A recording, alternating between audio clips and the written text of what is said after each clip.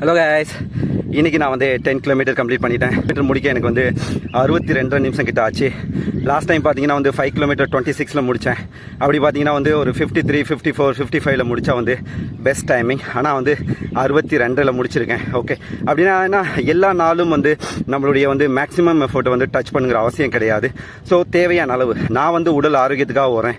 நீங்கள் எக்ஸாமுக்காக ப்ரிப்பேர் ஆனீங்க அப்படின்னாலும் கூட வந்து எல்லா நாளும் வந்து உங்களுடைய மேக்ஸிமம் வந்து டச் பண்ணக்கூடாது. ஒரு 60-70% வந்து டச் பண்ணிங்கனாவே வந்து போதுமானது. ஸோ இந்த ரன்னிங்கில் மிகப்பெரிய ப்ளஸ் என்னன்னு பார்த்தீங்கன்னா, முடிவெடுக்கும் விஷயங்கள் வந்து நம்மளால் முடிவெடுத்தலாம். ஸோ ரொம்ப நாளாக வந்து நானும் என்னுடைய மனைவி வந்து டிஸ்கஸ் பண்ணி இந்த ஒரு விஷயத்தை வந்து இன்றைக்கி நான் வந்து டிசைட் பண்ணிட்டேன். ஓகே, இதை இப்படி செய்யணும் அப்படி செய்யணும்னு சொல்லி எனக்கு நானே முடிவு பண்ணிக்கிட்டேன். ஸோ இதை என் மனைவிட்ட வந்து மறுபடியும் பேசி அதை ஃபைனல் பண்ணிடுவேன். ஸோ முடிவெடுக்கக்கூடிய திறமை இந்த ரன்னிங் ரெகுலராக ஒரு நாள் நமக்கு கிடைக்கும். ஸோ உடற்பயிற்சி ஒரு திருவிழா, அதில் கலந்து கொள்ளும் ஒவ்வொரு நாளும் கொண்டாட்டமே.